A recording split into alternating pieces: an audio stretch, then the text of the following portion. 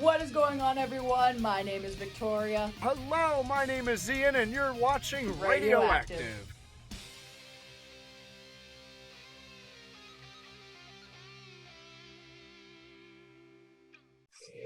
Yeah! Howdy, y'all! Welcome to Radioactive. I'm coming to you from Texas, and today we are joined by Miss Cassidy Downs. Cassidy, how are you? I'm great. It's good to be here. Thank you guys for having me. Excited to have you here. So, as some of you may know, Cassidy is well known for her incredible artwork and her awesome flute covers. So that being said, we kind of want to transition into the first set of questions here. Drawing and selling your art. Cassidy, how long have you been doing art for? Oh, geez. I would say, when I was in school and stuff, I would get in trouble for doodling and drawing on my homework and schoolwork. So pretty much, I would say like that I can remember since I was in like fourth grade. And then really kind of getting into more the techniques and realism and all that kind of stuff. I really didn't start getting into it until about middle school, I would say. Okay. Yeah. Oh yeah. Technique, Squidward, the technique.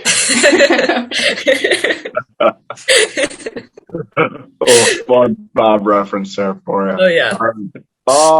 Next question. Are there any drawings that really stick out to you that you really have a connection with? Like they're your favorite? Oh God, I have a lot of those. So I have to pull out my folders and figure out which ones, because there's a lot. And I think a few of them I've sold, but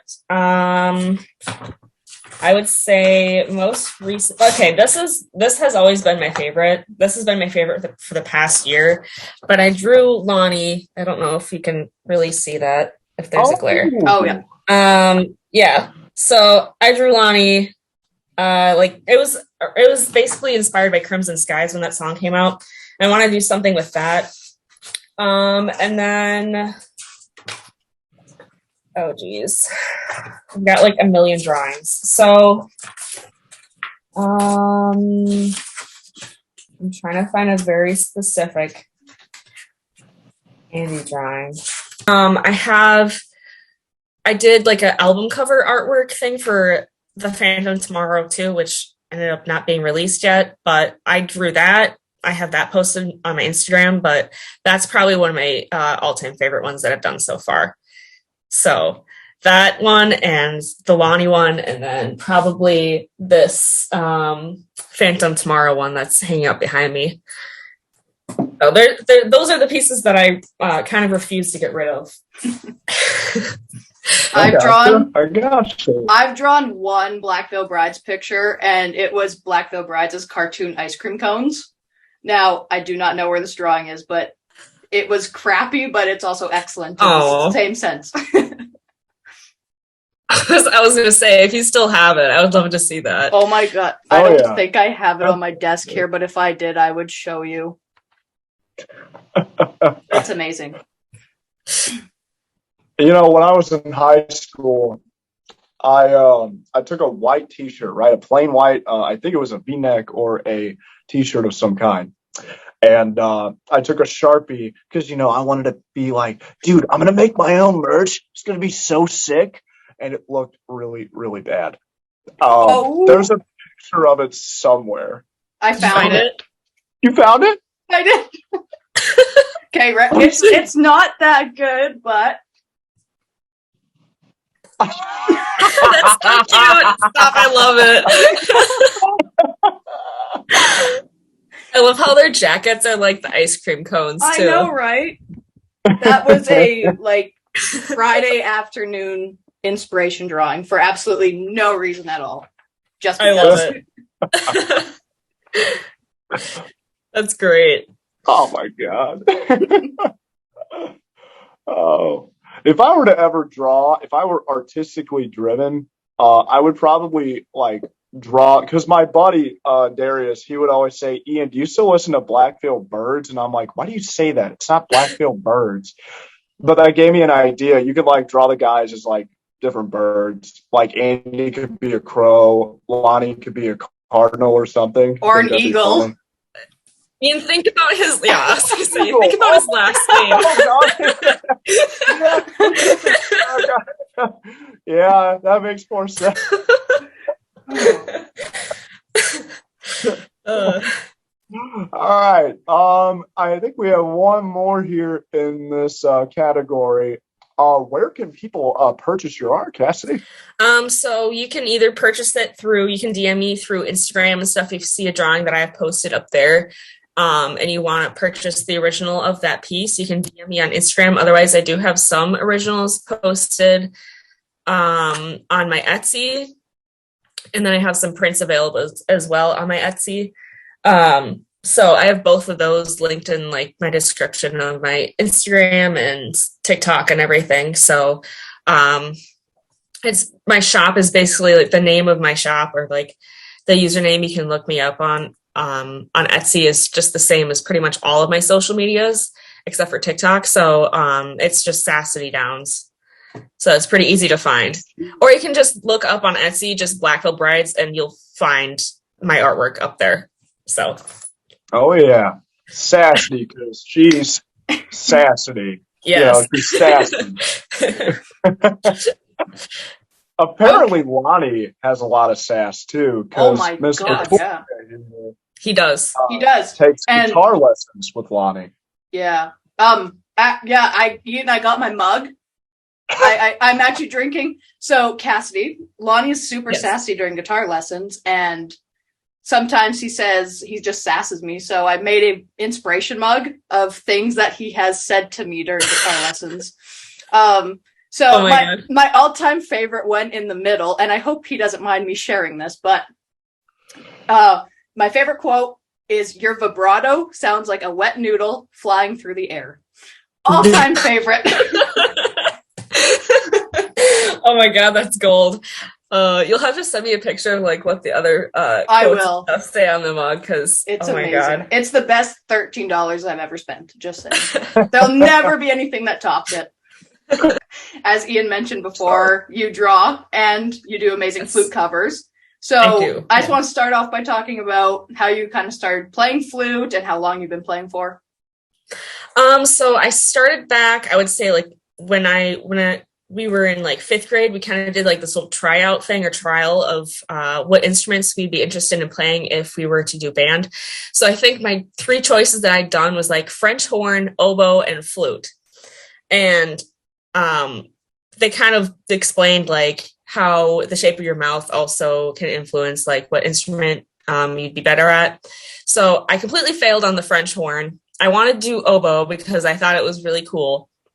Ended up seeing how much the reeds were, and then ended up just going with the flute because my twin sister also chose the flute. So we both played the flute since basically like 5th grade and on. I'm the only one that really stuck with it. She ended up giving her flute away. So I kind of just basically throughout high school and stuff, I did do like a jazz band in middle school. And then after middle school, once you got into high school, like they wouldn't allow flutes to be in the jazz band anymore. You had to learn the saxophone or trumpet or something, which I was not going to do. So it was really nice. Like, I know, boo the trumpet, right? Hey, no. So during high school and stuff, you know, obviously they want to engross us in a bunch of different kinds of music and kind of get used to or know kind of like the different styles of music, like swing and jazz and like rock music and stuff. So it was really nice that we got to play a variety of that kind of stuff in high school, because then you, even without even realizing it, you learn a lot about how different music styles and genres kind of overlap or build on each other. So that was really cool. And then it turns out like my high school year, or my senior year in high school, we ended up doing like an assessment. So the teachers knew like where you were at with your skills and stuff. Well, I cannot read sheet music. Like if you pointed at a note and asked me if it was an 8th note, a 16th note or something, I could not tell you. I could tell you that if it was a G or an F or a B or something. but anything past that I cannot do. So they had us sight read sheet music, and then my teacher was like, "Oh my God, Cassidy, how did you make it this far without reading sheet music?" And I just told him I just listened to everybody else around me and kind of built on that. And he wasn't too happy with that, but I mean, look where I am now. I'm not really using sheet music or anything. I'm using my ears for that. So, and then when I was in college, I just did pep band just to keep myself busy and give me something to do. And it was really nice because I got to meet a bunch of really cool people.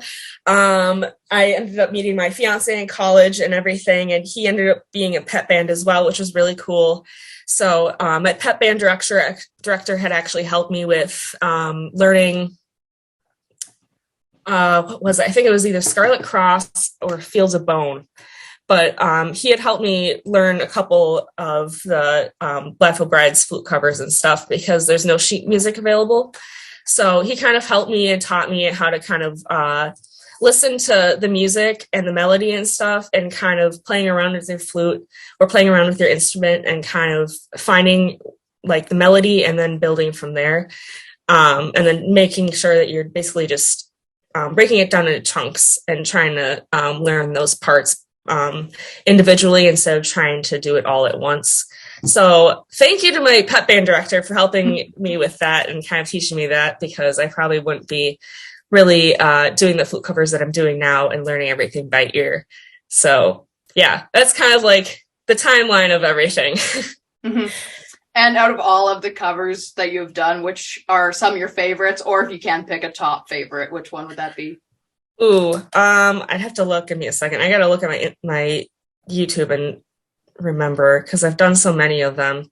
That's like me on mine. I never remember which songs I've covered because I have way too many. But yeah, I've only been doing it for like a year, but I still feel like, I don't remember. Let's see. So I have 16 total flute covers so far. I am going to be releasing a Savior 2 one here in the next week or so. So that one was actually pretty easy to learn. I'm not going to lie. I thought it was going to be really hard. Okay, so my very first flute cover was Scarlet Cross. I think that one will forever be my favorite just because it was definitely like more of a challenge for me to do because it was a little bit faster than what I'm used to. And then I would say Veil, This Is Where It Ends. That one's my all-time favorite song. So I was very happy to figure that one out on my flute and learn that. So it'd probably be number one. Fall Eternal is also up there as well. And then most recently I did a trio with my friend Bellamy and Jocelyn. We did Overture. We somehow found the sheet music for that. And we kind of I had them all record everything individually, made sure that they were following along with the song and everything. And then they sent me the videos and we put it all together. And dude, when I first edited it all together and it was all like lined up and everything, I got chills. I was just like, holy shit, I actually did this. But so it was very rewarding to like do, collaborating with other people and stuff on covers and everything. But it's also rewarding learning things by ear, getting the song down and everything, just because even though like it's a long process for me to do, just because there's no sheet music, I don't know how to write notes or anything. I kind of just go off the melodies. Like it's a long process, but in the end, it's definitely worth it. In the end. Yeah. I'm glad you caught that, Ian. Well, and it has to be hard being able to line up everyone's video too. Oh my the gosh, audio. Because me and I know one of my friends around here, we did during COVID, we didn't meet up to do a video. We just shot it separately. And it was kind of tricky to make sure you're on point. Oh, yeah. Yeah. Because you have to think about the beats per minute and everything, and when you're supposed to come in, when you're supposed to rest and everything. Yeah. So that was definitely a challenge, but I edited it together so it all lined up, and I was blown away. I was like, holy crap, we did it. For those of you who don't know, Cassidy and I actually did a flute cover. Or not did. Flute. I played the trumpet. She did the flute, but we did a cover of Knives and Pens. Yeah. Yeah. Oh, I was balling. I'm not going to lie, really Ian, cool. I kind of forgot about that. I'm sorry. It's okay. Yeah. What do you enjoy most about doing all these covers? I would say just getting involved with it creatively, and really, I feel like I'm just working a different part of my brain that I don't usually get when I'm like drawing or something. And I feel like it definitely helps me focus more and kind of paying attention to the small details. And I don't know, I just feel like it opens my mind a lot more than if I was just sitting down and drawing and listening to music. So that's probably one of my favorite parts, is just the whole creative side of it. And then getting your whole, basically you're involving your whole brain and your body into it. And like it can be frustrating and stuff, but it's definitely worth it. So I would say getting involved creatively with it. Oh, it's really cool. No, that's Andy had made a comment on stage at the Trinity of Territory leg too. That, Yes. actually, Cassidy and I were standing like 2 feet away from each other, and her fiance was standing right behind me. And he had said, "I don't care," or no, he said, "You could do anything that you put your mind to, whether it be music or art, whatever you're passionate about. You can do anything that you put your mind to." Yep. And that's what it makes me think of whenever I see fans like doing all these covers and all this artwork, all these things. Shoot, even Ruth and Nicole with the podcast that they created, they show passion for Black Veil Brides, which is why they're my favorite band. They have been, and they always will be. But this is a really good segue into our next topic, which just so happens to be Black Veil Brides related. Yes. Cassidy, how did you become a fan of Black Veil Brides? I know I've discussed this on Ruth and Nicole's podcast thing, but I'll try and give like the shortest version possible. So basically, when I was in middle school, I was all angsty and stuff. I didn't show it on the outside, but middle school, everybody's angsty. And I was really into like Linkin Park and Green Day. Like those were like my top 2 bands, and then like My Chemical Romance as well. So iTunes or Apple Music, whatever it was called at the time, I think it was iTunes, used to have the feature where it would give you suggestions of songs. And so one of the ones that had come up was actually Knives and Pens by Black Veil Brides. And I was just like, I've never heard of this band before. I was like, well, it's up on my suggested, like, we'll just check it out. And like, I fell in love. Like, I wouldn't say I was like a super big fan like I am now. Like I wasn't super involved in stuff, but I pretty much had them in my rotation for like daily listening ever since then. And then basically once, I would say when I was in college and stuff, it definitely increased my interest in them. And then when I graduated and stuff, and kind of felt like I needed something that's going to give me some kind of strength and basically be like my shoulder, I guess. And I felt like Black Veil Brides was that in a way, just because a lot of their songs, I feel like, deal with a lot of, being strong in times of weakness and going through kinds of stuff and trying to stay positive and anything and everything like that. So I feel like since middle school is when I fell in love and became addicted.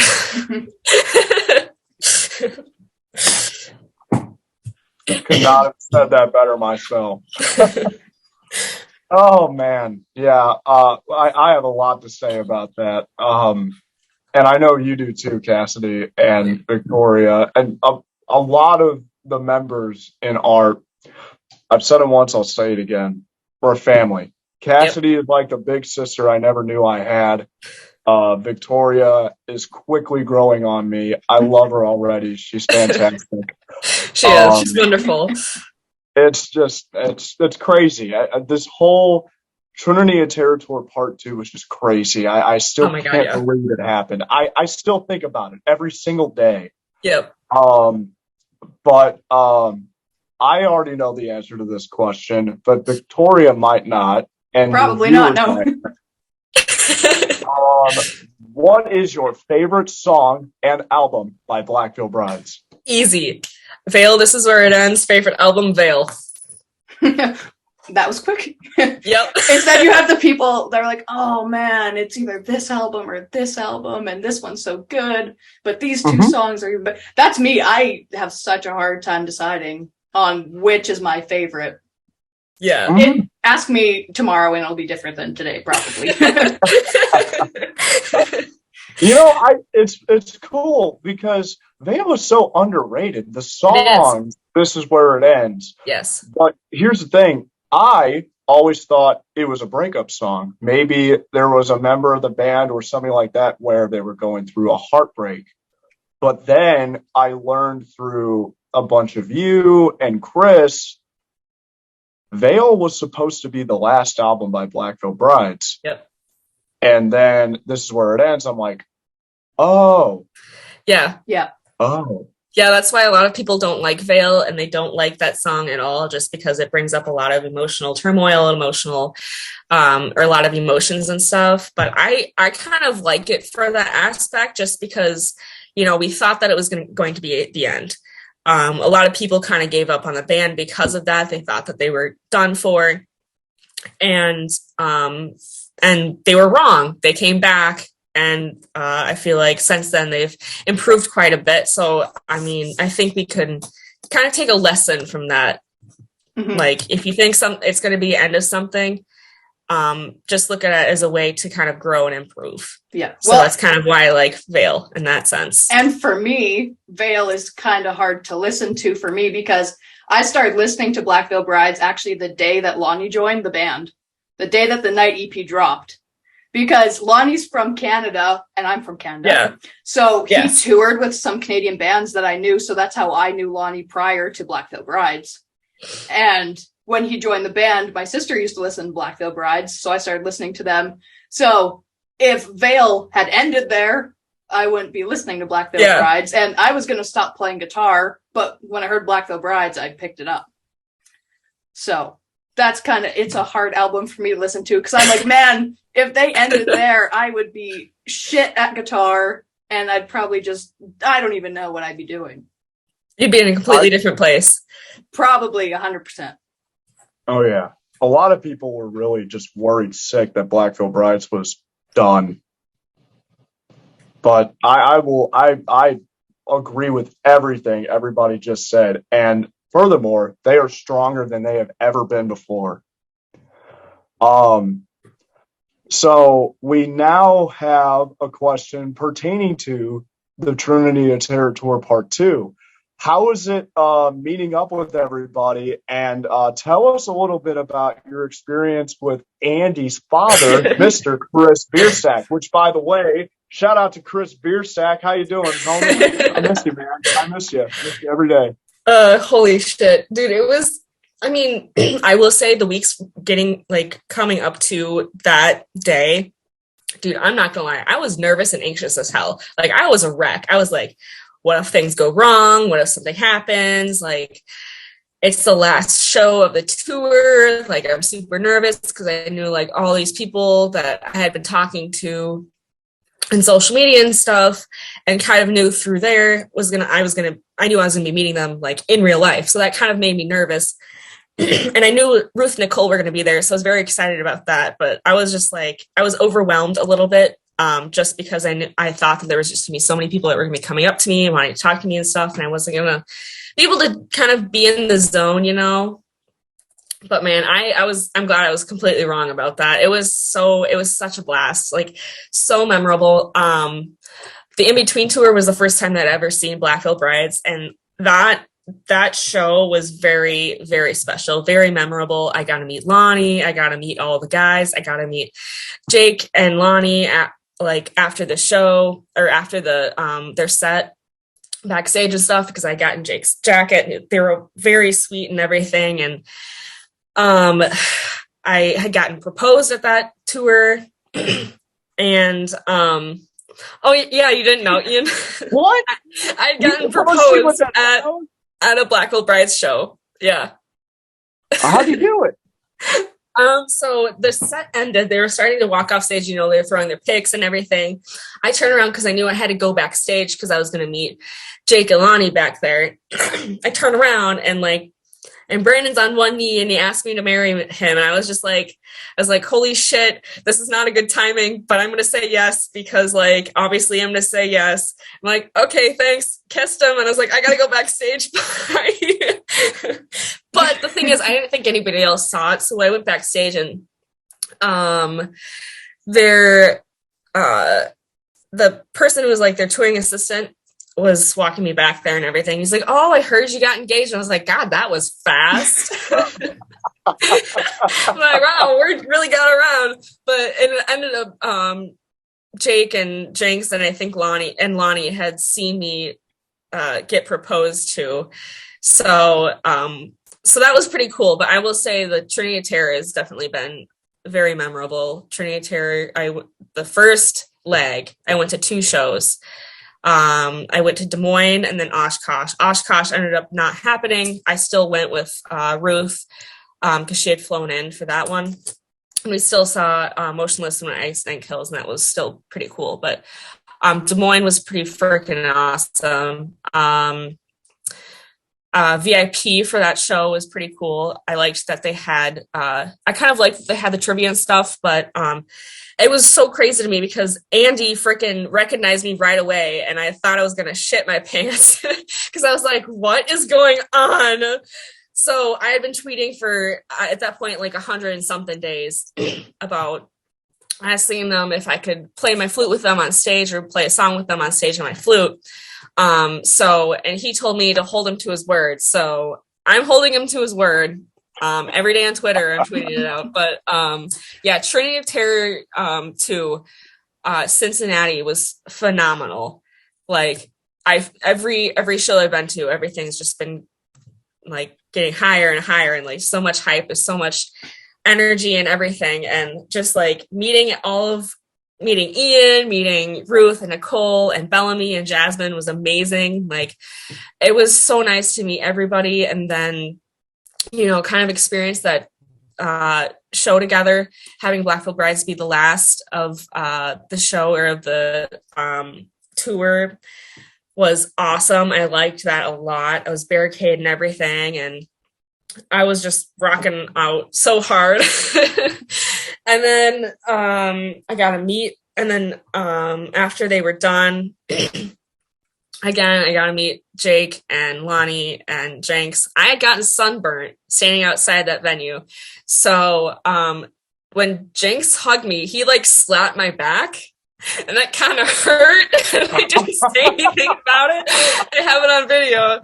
But it was so nice to finally have that one-on-one conversation with them again. And it was so nice talking to Lonnie. It always is. He's such a sweetheart. He's so nice. He's so down to earth and everything. But it was nice getting to talk to them, do that one-on-one time, get some pictures, do the Jim Bro pictures like I had been talking about for a couple of weeks. And then the next day we got to have dinner with freaking Chris Biersack and a bunch of our friends and everything. And that was awesome. That was just the whole experience is definitely one that I won't forget. So. Oh, I remember. I think about it every day too. Yep. Like I said, we all tease each other. We all give each other shit. But at the end of the day, we're family. And that's just so special to me. And Cassidy and Ruth and Nicole, it's like you said, I will never forget it. And I miss you every day. I think about you a lot. Oh, and don't make me cry again, okay? Sorry. That's just, man. And Chris was sitting next to me, and then Cassidy was on the other side of Chris. Yep. And when we sat down, Chris looked at me and he had said something. I felt like I was going to bawl my eyes out on the spot. He looked at me and said, "Hey, I was driving Andy home last night," and he looked over at me and he said, "Oh, hey, I saw Ian last night, like where he was standing, like jumping up and down. He seems like a really cool guy." And Chris looked at him and he said, "Oh, Ian's such a really, really sweet guy." And I was like, Ian just dies inside a little bit. Savior 2, what did you think? What are your thoughts? Man. Dude, that song had me in tears when it came out. I stayed up late for that, and I'm so glad I did. It was so, oh my gosh, it's amazing. I love how Jinx was involved in everything and how they incorporated the violin again into it. Just, ugh. Mm-hmm. Like we need more Jinx violin parts.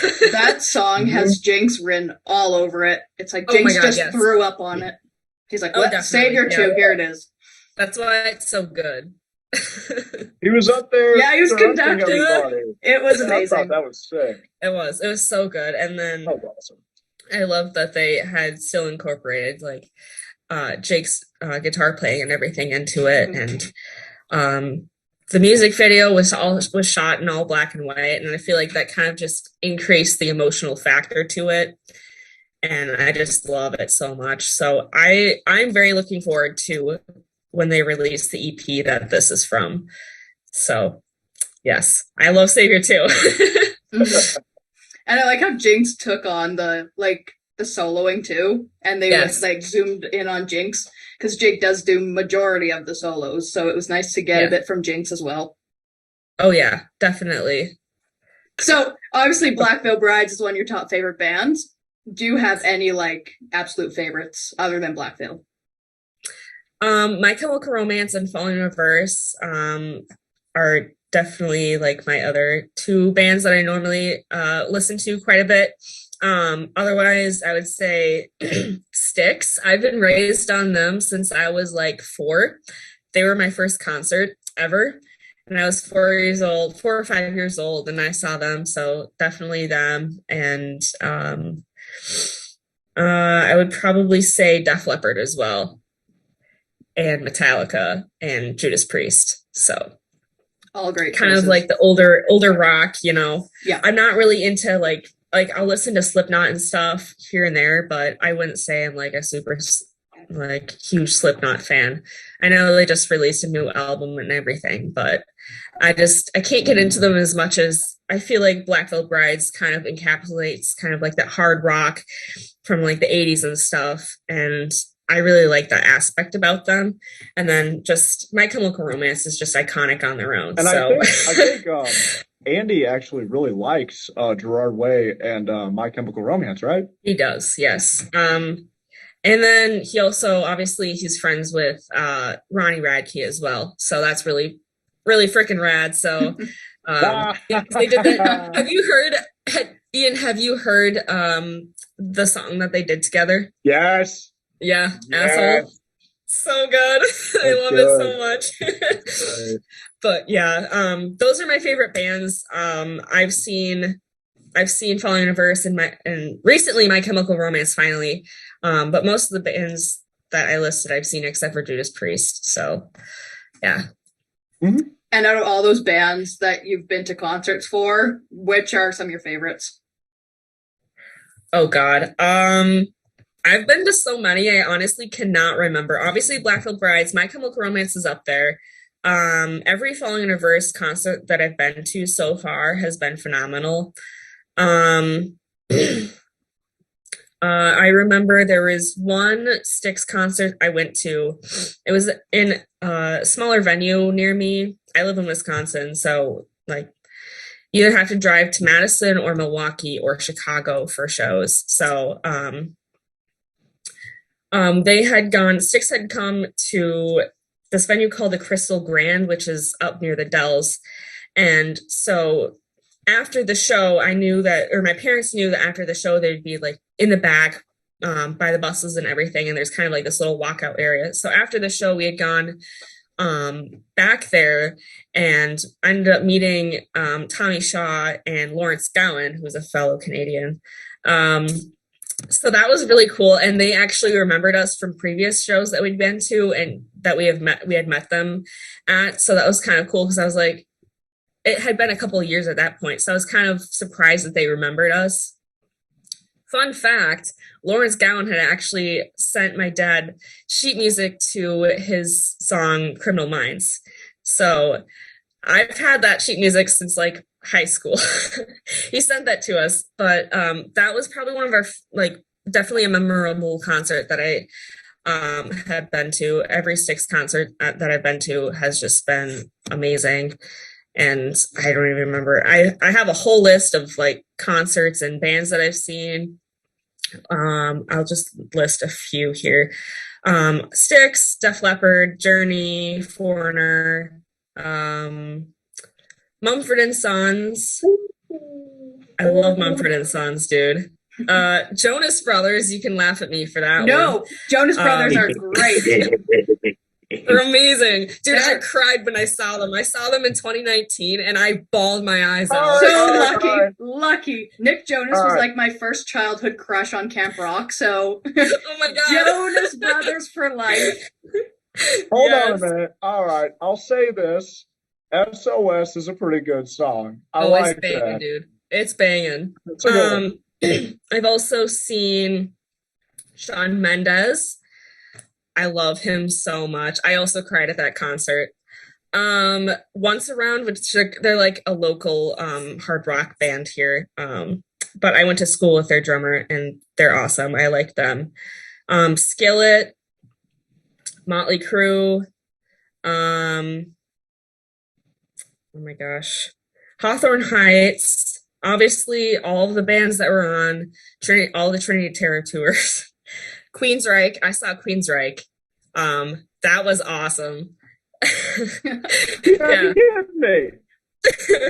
Dude, I can send you a screenshot of all the bands that I've seen so far because it's long. Damn. Man. And keep in mind, I've seen some of these bands multiple times. So yeah, that's just kind of. I also saw Charlie Daniels, if you know who that is. Charles Daniels Band or Charlie Daniels? Charlie Daniels. Devil Went Down to Georgia. Okay. Mm-hmm. Yep. I saw him too. So. Oh man. Yeah, I'll have to send you a screenshot of what the list of the concerts and stuff that I've been to. So. Man, I'm missing out living in Canada because no one rarely ever comes here. Yeah. And when they do, it's like Toronto and Montreal. I live in Saskatchewan. I had to drive. If I would have driven from my hometown, it would have been 9 hours to Edmonton to see them, which my mom did. Oh my gosh. I drove 5 to see them. Oh my gosh. And that was lucky. Yeah, I was going to say, not a lot of bands go to Canada, which I'm like, why not? You guys are still in North America. I know, don't call it. Don't even get me. I'm going to be just the most rank Canadian right now because I'm just going to start going off on such a rant.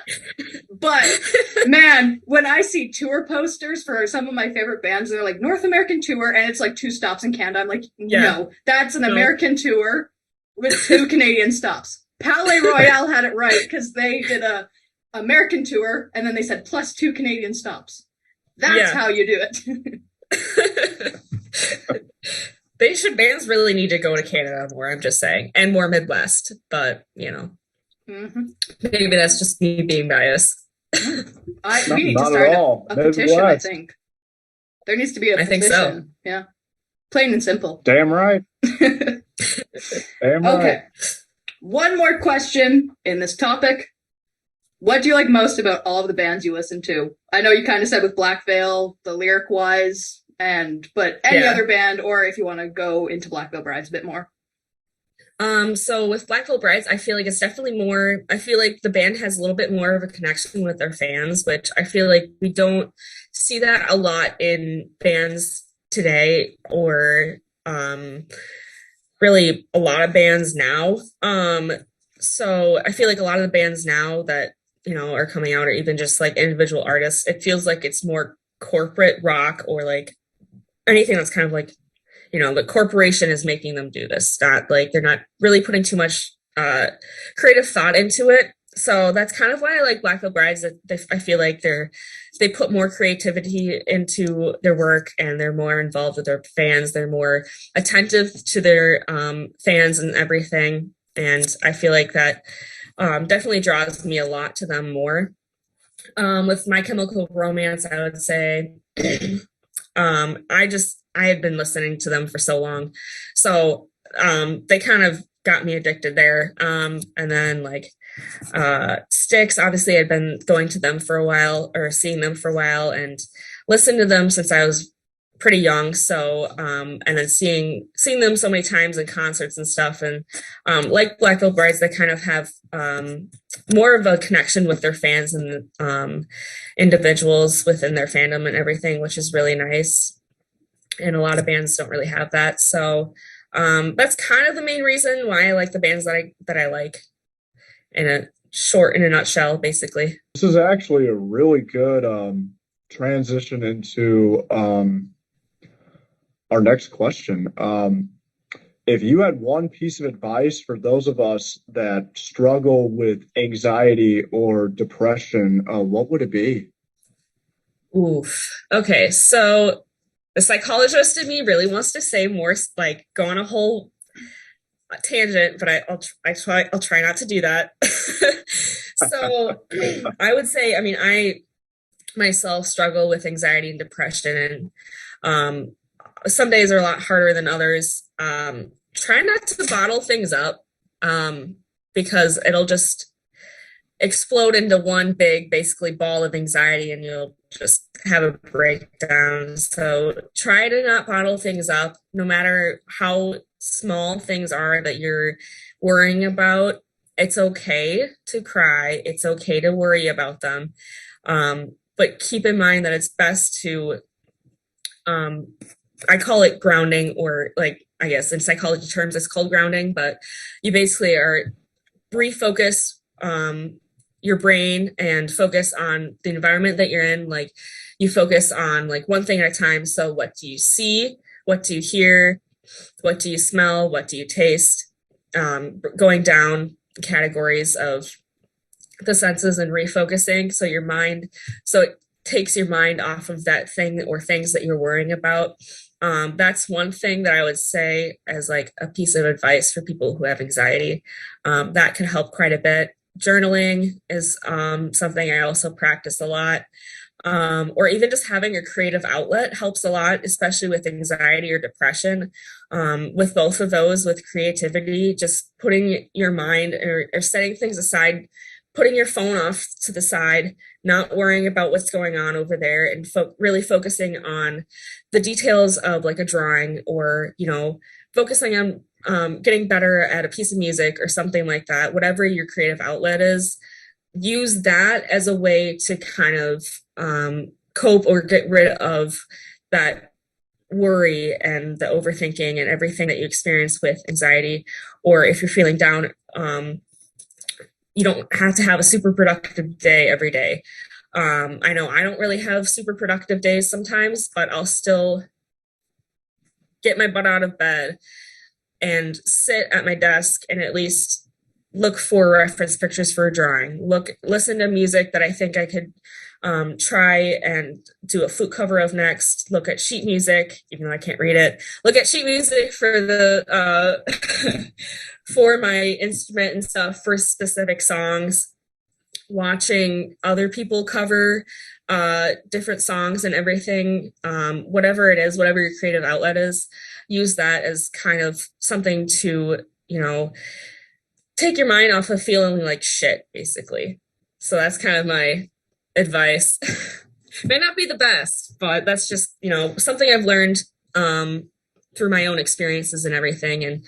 And Lonnie has also been a very huge help. He's kind of, Victoria, you know how positive he is, even though he's very sassy sometimes. But Yeah.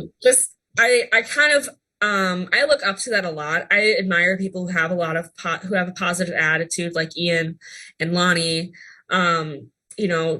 Being that light, that light in the darkness that somebody is experiencing, can go such a long way, even if it's just like an email, a text, a DM, whatever it is, just, reaching out to them, and, even just having small conversations about it can go a long way.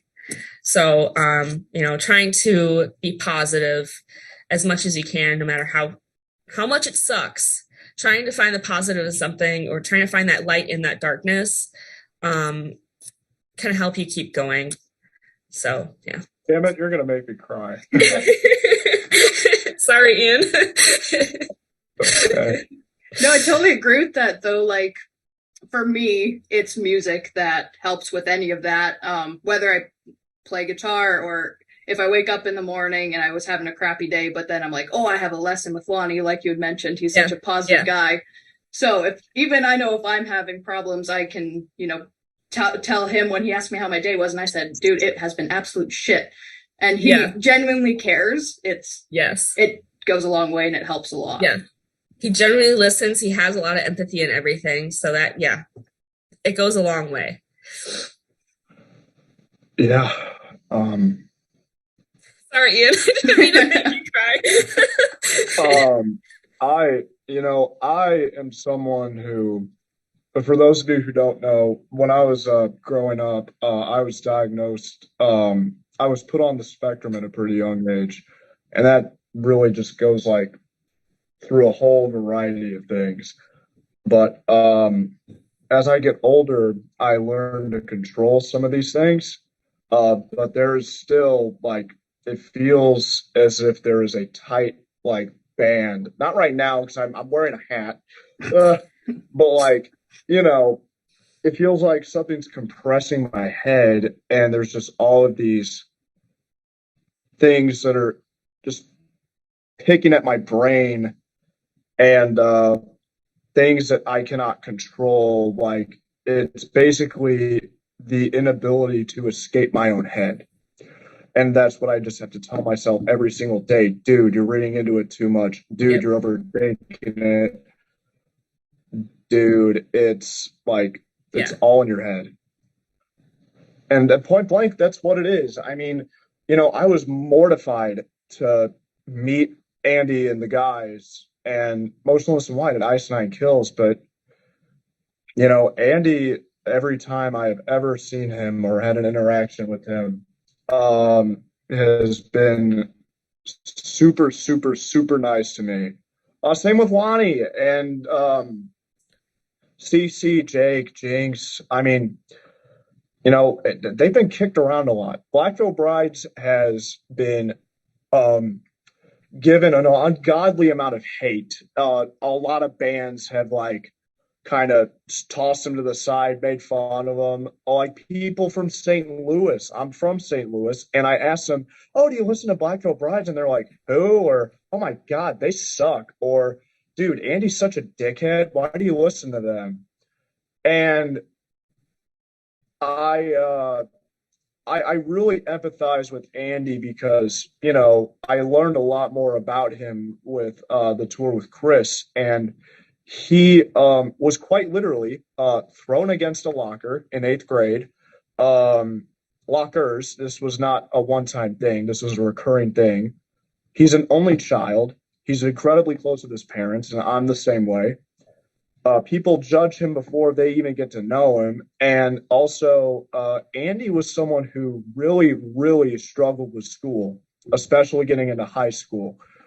And for me, that really hits different because I would have to separate myself from other students when taking a test and go into a room with a teacher to be able to focus better. So I get what you're saying, Cassidy. I really do.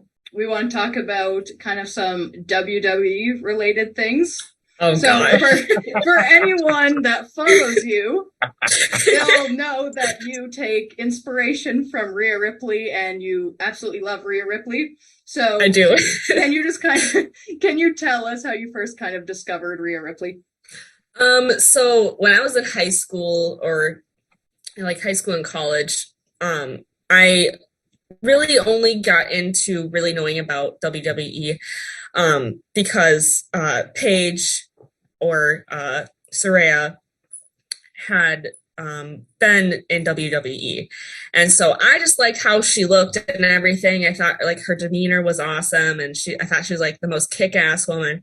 And then I kind of like trickled off from, really paying attention to anything that had to do with WWE. And then I freaking saw it, and then I saw I go and watch Soraya's streams and Ronnie's streams and stuff. So, but there's some talk and stuff on their discords about WWE. So I kind of kept up that way. But then I kept hearing things, or I kept having things pop up about this Rhea Ripley chick, and I was like, okay, I'm gonna look into it. Like, what could possibly go wrong, right? And then I started like, watching videos and stuff and like, small clips of her wrestling and everything and just dude, she's so badass. Like I'm just like I take so much inspiration from her now. Like just she's just so badass and everything and I'm just I don't know. I'm obsessed with her, Ian. You know this. Simp. You're going to be the new quarterback for the Cincinnati Bengals, Cassidy. Yes, she's basically she's my woman crush, but she's hot. I like to take a lot of inspiration from her, especially like when it comes to working out. If you don't know, if nobody knows this, I work out like crazy, like at least 5 days a week. Also that helps a lot with anxiety. I will say that when I started lifting and everything, dude, my anxiety went from like up here to like down here. So that helps a lot, exercising. So anyway, back to the point, like weightlifting and everything, seeing just how her transformation from just a couple of years ago to how she looks now is insane. Like she put on so much muscle. I'm like, I want to be that bad bitch that's going to be the next muscle mommy and just kick ass. Like, I always tell everybody I know this. I told Victoria this before you came on. I said, I love Cassidy so much, but man, she could kick my ass 7 ways to Sunday. Yeah. If it really came down to it. Yeah. I did cosplay as Rhea Ripley, and I think I will be dressing as her for Halloween. So I did cosplay as Rhea Ripley, like I think last month or something. I posted on it, and she retweeted it and liked it. So that's always a bonus. Yeah. That is always a big bonus. Yeah, I was like, holy crap. But yeah, I just love her a lot. That's all. Well, there's a WWE live event tomorrow that I'm going to, and if I see Rhea Ripley, I swear I'm going to freak. It's going to be great. Hopefully I see her. Oh my god. Dude, if you see her, I will be so jealous.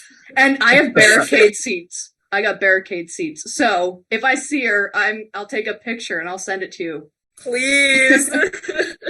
I'm not getting my hopes up, but I hope. It'd be pretty sick. Would you ever consider joining the WWE? Oh man, if I had the skills, I totally could.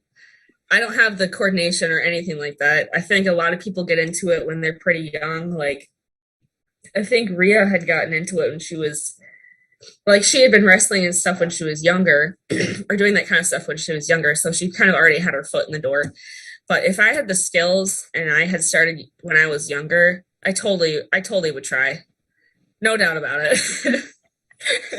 I started watching wrestling when I was like 12, 13, and I'm like, man, I'd go to bed and I'm like planning my debut and this is going to be my name and I'm going to go to WrestleMania and I'm beating Paige for the SmackDown title or whatever. Yeah. But obviously it's not happening anymore. The dream is gone. The dream is gone. And if you were in the WWE, would you be on Raw or SmackDown? I would say SmackDown. Yeah. I feel like Raw gets a lot of hype and everything, and SmackDown is kind of just like pushed to the side a little bit. But that's just me. That's fair. Sure. Raw is on for an extra hour, though, so you do get a bit more TV time. True. That is true. I planned this all out when I was dreaming about it. And if you were in the WWE on SmackDown, what would your name be? And what would your entrance music be? Ooh. Okay, entrance music, it would either have to be, I want to say it would have to be like Unbroken, or, oh God. If I could have an artist to, like a band, make my entrance song, I would want like My Chemical Romance. Just make it nothing badass, just like something kind of like upbeat and like super happy. But then I walk out and I'm just like, big muscles and everything, and just like all black and like black leather and shit, just to confuse everybody. But yeah, I would have like My Chemical Romance write my song, or write my my walkout song, or just play Unbroken by Black Veil Brides. I'd be okay with that. What would my name be? Sassidydowns. That's my Discord name. Only on Jake's Discord. I feel like I would have to play. I'd almost have to play in on like the sassy type of thing. I've been doing that since I was in middle school, so I might as well keep that going, right? Something sassy. Yeah. I have a really stupid question. No question is stupid, Ian. Oh, this one's pretty stupid. I don't remember when I thought of this, but I was like, oh my God, this is pretty damn funny. Okay, so I'm just going to say that this is the moment I knew that Ian was going to make a great co-host. It was all based upon this question. Okay, so you're from Wisconsin, right? Yes. Okay, so when I think of Wisconsin, I think of like Culver's, and with Culver's comes dairy, and with dairy comes cows. Yes. Right? Okay, so there are probably oodles of cows all over the Wisconsin area. Am I right? Yes, there's cows all over Wisconsin. Have you and your fiance ever been cow tipping? No, but there is a thing out of town that's like an hour away from me. They hold the world's, or maybe it's just, I don't know if it's a world thing, but the cow chip throw. So you get to throw dried cow dongs like frisbees and stuff. I want to go so bad. Like, it's been going on for years and years and stuff, but it's a pretty big thing. Because like the town that it's at, or the city that it's in, is sort of in the center of the state, so like everybody can go to that. And I keep seeing all these things about it, and I'm like, I'm so determined to go someday, or like one of these years I'm gonna go to it, and it's gonna be great. Yeah, no, I think that. But sorry, no cow tipping. It's called cow tipping. That's from Barnyard. For those of you who are unfamiliar, it's a movie that came out like, God, how long has it been? Didn't it come out in like 2007 or something? Oh, that makes me feel old. Ian, I'm older than you. Don't even. Oh, yeah, you're right. What has been your favorite out-of-state dish? It can be breakfast, lunch, supper. Ooh, chicken and waffles. Ooh. I love chicken and waffles. Dude, I went down south when I had just gotten out of high school. We had driven down to Florida.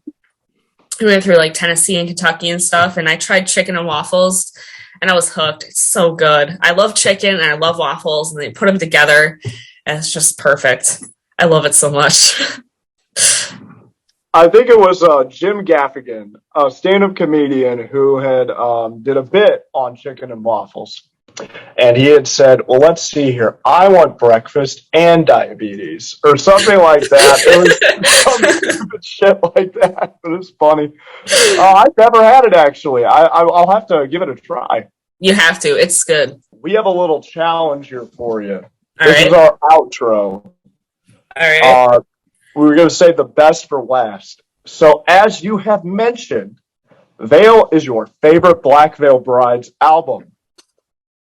So what we want to do here is we want to ask you to list all of the songs from Veil, front to finish, in order. And you cannot use your phone, and you cannot use your CD if you That have CD one. better not be Jokes on you. I don't have the CD. I have the vinyl.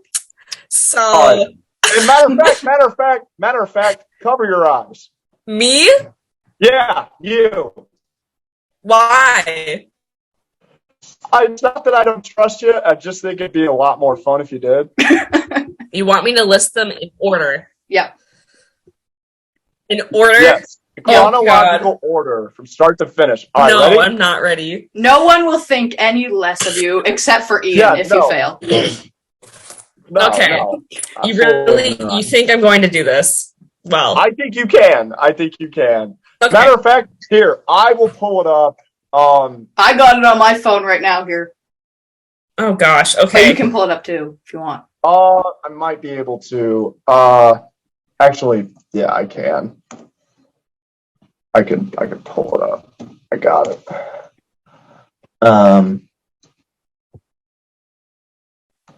Okay. Let me get it on here. All right, I got it. Okay. Okay. I'm so nervous. Okay, so not cover your eyes. Cover your eyes. Okay, so it's gonna be Inceptions. Yep. Ad finum. I don't know how to pronounce that. You got it. Okay. The last one. Wake Up. Yep.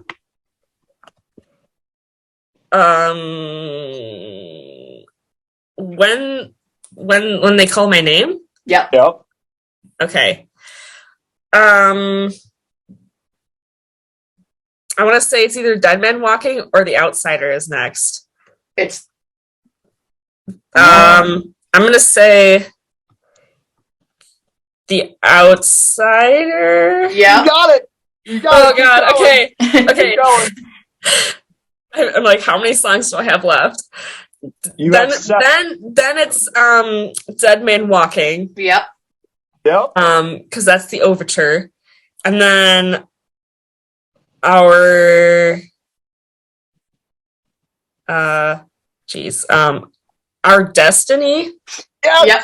Okay, and then it's King of Pain. Yep. Right. Yep. Okay. I'm like sweating. God, you're so close. You're doing so good.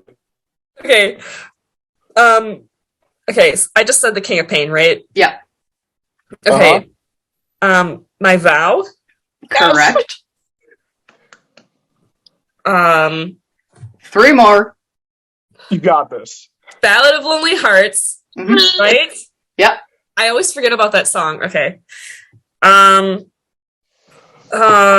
Jesus. Okay. 2 more. Then it's okay. So, Ballad of Lonely Hearts, Throw the First Stone, and then it ends with Veil. This is where it ends. Yay! Great job. I shit you not, I'm sweating so bad. You got it. Good job. That was so hard. Don't ask me to do that with any other album. I don't think that was hard. I was not prepared for that. I don't think I can even do that on my favorite album. So, good job. Maybe I could do that for Three Cheers for Sweet Revenge, maybe, and maybe I Brought You My Bullets from My Chemical Romance, but past that, probably not any other albums. The thing is, when you play the albums, I feel like, for me anyway, I just jam out to them right as they go on, so I do not pay attention to what order. Oh, yeah, no. So, yeah, I don't think I could do it. That was so hard. Cool. It was a good challenge, though. Thank you.